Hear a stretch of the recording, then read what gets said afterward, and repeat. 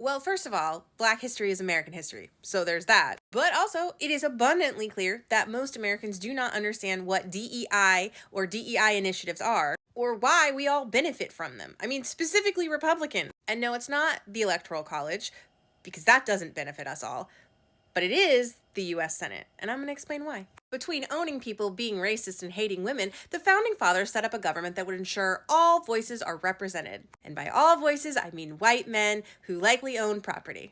And up until November the 6th, I would have said we had evolved slightly since then, but that's another video to make. Our story begins. From the beginning, the framers were concerned that the smaller, more rural states would be overshadowed by the larger, more populated states. In order to counteract this, they created a bicameral legislature, 2 houses, and one of those houses, the Senate, would be afforded equal representation. All states, regardless of size or population, would have the same number of representatives. In this case, it's going to be senators. Because the framers knew that the democratic spirit of government would be threatened if these smaller states, these more rural states, did not have an equitable voice in government. And so they gave each state 2 senators, regardless of size, so that they would be able to represent the citizens of that area, giving them a voice in their government. Because it wasn't just about appeasement, the framers realized that diversity of voices is healthy to a democracy. And by diversity, I mean the kind of diversity that they knew, which was the geography of whiteness. And though they knew we weren't a true democracy, we were an indirect democracy,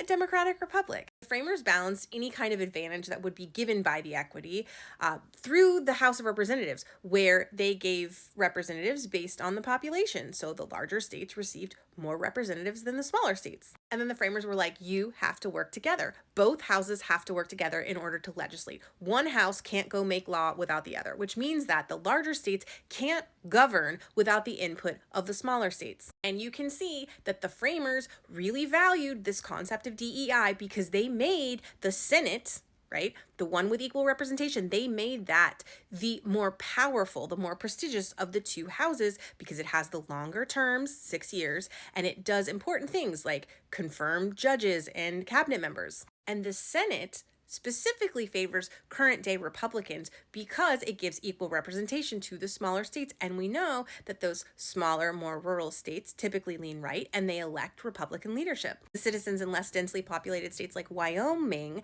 get the same representation as those from larger, more expansive populated states like California and Florida. And this way it preserves their voices. Because in theory, working as it should, a bicameral legislature ensures checks and balances. It ensures that minority voices can be heard. But often is the case, mankind, specifically white men, have to come in and fuck everything up and ruin it for the rest of us. Because as history shows, people can't just be happy with the equitable distribution of power. They have to come and try to steal some for themselves. Unfortunately, but very on brand for them, the framers did not anticipate the Republicans gerrymandering the hell out of so many districts in so many states, giving them an unfair, undemocratic advantage in the House. So now, the makeup of the House of Representatives, the ideals of its members, don't reflect the ideological beliefs of the majority of the citizens it seeks to represent. And thus, both houses are now being controlled by minority voices, which is not what the framers intended, which is ironically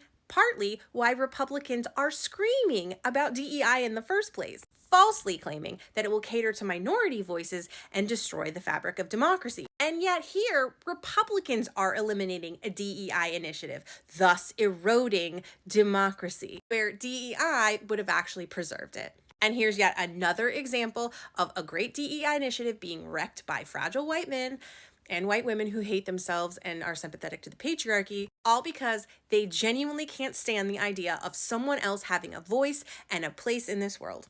DEI programs make things accessible for people. They lift up minority voices so that we can all be represented. And that is what truly benefits a society. That is what makes us flourish, not this nonsense.